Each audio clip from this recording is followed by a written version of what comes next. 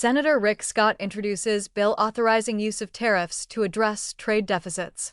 Senator Rick Scott on August 6 introduced legislation that would create a congressional framework authorizing the use of tariffs to address trade imbalances with trading partners.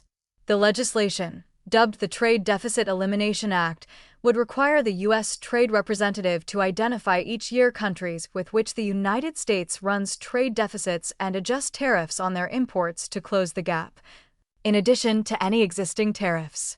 Previous generations of Americans gave us an economic superpower.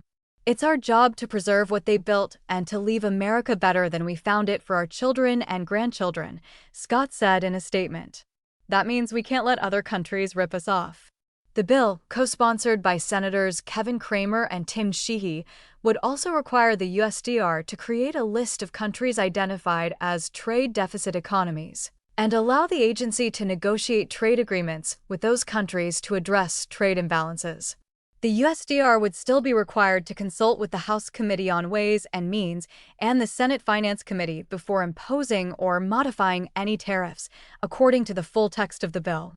It also includes a provision allowing tariff exemptions on products deemed critical to national security, essential supply chains, and materials that cannot be grown or produced in sufficient quantity in the United States. Cramer said the legislation would give President Donald Trump and U.S. Trade Representative Jamieson Greer the tools to address trade deficits with trading partners while preserving critical supply chains and securing trade agreements that benefit American manufacturers and workers. Trade should be fair, not one-sided, and it's refreshing to have a president who isn't afraid to hold our trading partners accountable, Cramer said in the statement. Trump last year invoked the International Emergency Economic Powers Act to impose tariffs on trading partners, saying they were needed to regulate international transactions in response to what he called an unusual and extraordinary threat to national security.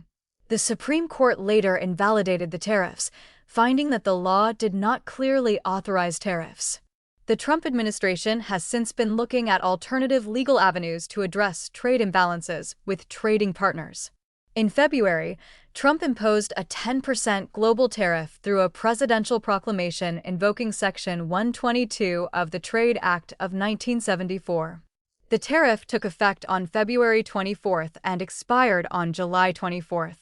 The president later replaced it with tariffs ranging from 10% to 12.5% on 60 trading partners over their alleged failure to prevent imports made with forced labor.